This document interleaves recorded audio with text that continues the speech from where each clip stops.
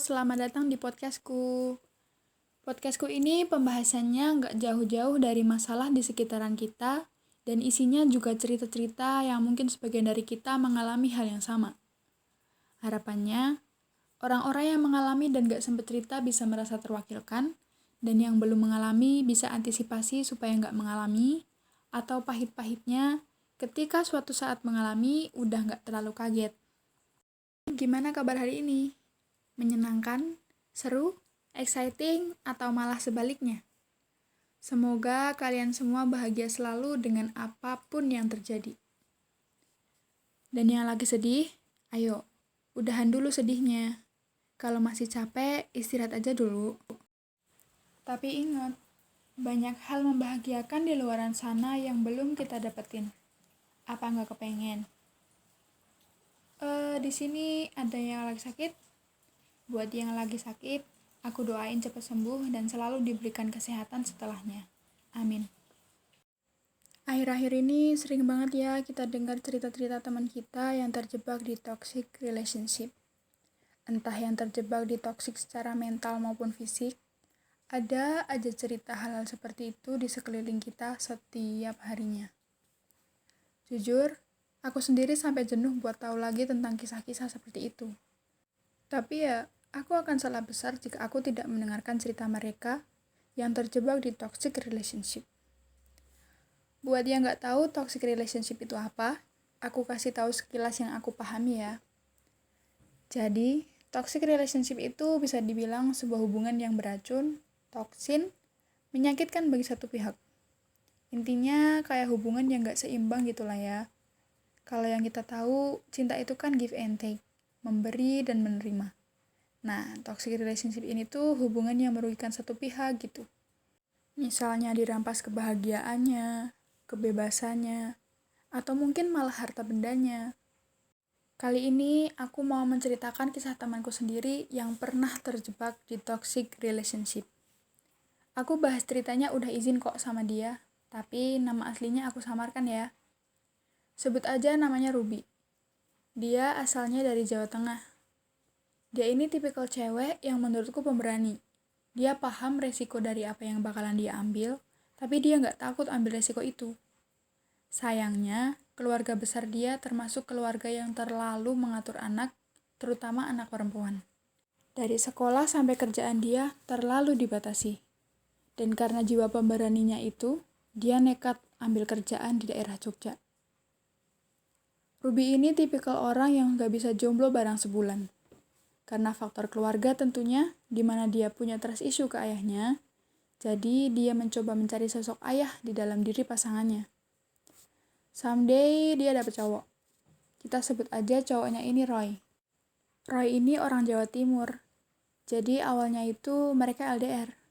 Di awal hubungan, ya layaknya pasangan baru, mereka masih anget-anget aja. Satu sama lain tuh masih so sweet.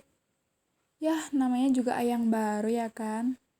Tapi setelah beberapa bulan berhubungan, ternyata si Roy ada main belakang sama cewek lain. Gila gak tuh? Tapi namanya juga masa-masa bucin, dimaafinlah kesalahan itu. Di tengah hubungan mereka tuh, Ruby kabur ke Jawa Timur ikut cowoknya karena ada masalah keluarga. Di sana dia ngekos dan kerja serabutan di rumah makan. Selama di Jawa Timur, ternyata si Roy masih kontekan sama selingkuhannya itu. Dan ketika Ruby minta penjelasan, Roy selalu mengalihkan topik. Mungkin niatnya supaya dia sama Ruby bisa baikan. Tapi yang namanya orang kalau udah disakitin, pasti ada rasa was-was kan ya. Dan karena itu, Ruby sampai ngemis-ngemis supaya nggak diselingkuhin lagi. Nah, disinilah kelihatan kalau Roy itu manipulatif. Dia selalu marah-marah kalau si Ruby mohon buat nggak diselingkuhin lagi. Selalu nyari pembelaan atas kesalahan yang dia perbuat.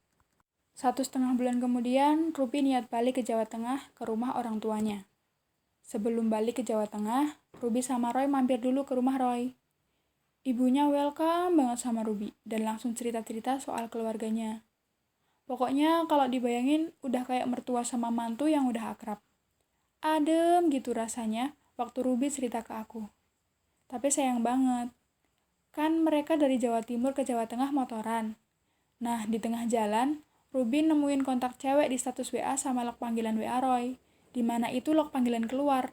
Dan artinya yang nelpon itu si Roy. Pas ditanya, awalnya nggak ngaku, dan karena terus-terusan didesak Ruby, ngakulah dia kalau ternyata si cewek yang ada di log panggilan itu mantan gebetannya. Sumpah, aku di sini nggak habis pikir. Udah ada cewek, deket, cantik, sampai dibawa ke rumahnya juga. Ternyata masih ngejar gebetannya yang dulu. Dah gitu, si Roy malah marah di tengah jalan gara-gara didesak.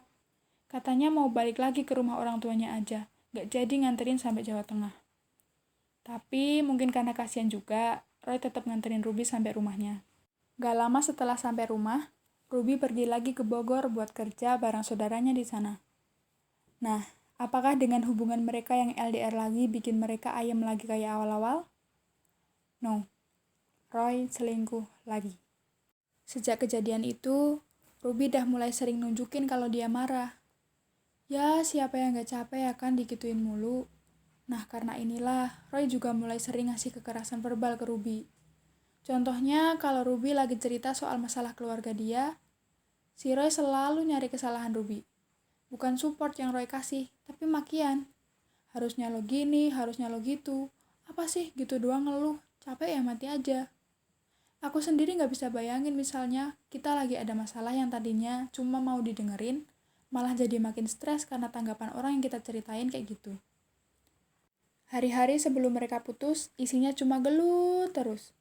Roy sering banget tiba-tiba ngeblok Ruby tanpa alasan. Terus kalau udah unblock suka bilang kangen dan semacamnya. Semua orang kalau dapat perlakuan kayak gitu juga pasti bakal merasakan kalau dia lagi ditarik ulur perasaannya. Nah, karena terlalu sering digituin, Ruby jadi minta buat diputusin. Loh, kenapa nggak Ruby duluan yang mutusin? Karena Roy nggak mau diajak putus. Kenapa nggak di ghosting aja? Ya itu tadi, Roy suka tiba-tiba hilang tanpa kabar, dan nanti tiba-tiba balik lagi. Orang kalau masih sayang, kalaupun sekalinya dapat kabar pasti bakalan seneng kan? Bakal merasa, wah dia balik lagi nih, gitu. Jadi ya berat. Apalagi kalau ingat-ingat waktu mereka masih jalanin hubungan. Sampai Ruby berani kabur ke Jawa Timur waktu ada masalah keluarga, dikenalin sama keluarganya Roy, dan kenangan-kenangan manis lain yang juga gak sedikit. Dan itu bikin Ruby juga ingat akan kebaikan-kebaikan Roy. Terus mereka putus kenapa, Al? Karena ya mereka terlalu sering bertengkar kan, Ruby capek dikasarin, si Roy selalu janji buat berubah tapi nol, gak ada perubahan. Jadi perlu waktu juga buat Ruby untuk berani ambil keputusan buat ninggalin orang yang pernah dia sayang. Dari cerita ini aja aku jadi dapat pembelajaran. Ada baiknya kalau kita masih pacaran jangan melulu ambil resiko. Jangan pernah berekspektasi kalau orang toksik dan manipulatif bisa berubah karena kita sabar dan berharap dia berubah suatu saat. Apalagi sabar dan berharap perubahan dari orang yang pernah selingkuh. Ada orang yang gak selingkuh, tapi gak ada orang yang selingkuh cuma satu kali. Jadi buat teman-teman semua, sekali 2 kali memaafkan kesalahan yang sama masih boleh. Tapi untuk yang ketiga dan seterusnya, kalau udah memaafkan tapi masih aja dia melakukan hal yang sama, tinggalin. Apalagi yang udah berani kasar secara verbal maupun non-verbal. Jangan pernah kalian memaafkan dan mewajarkannya setelah itu. Cukup maafkan dan tinggalkan.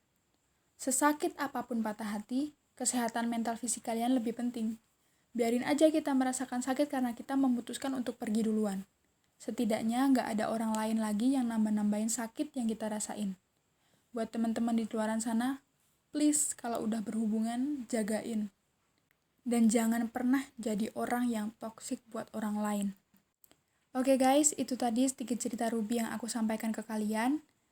Terima kasih sudah nyimak sampai akhir. Semoga kita bisa mengambil pelajaran dari cerita tersebut.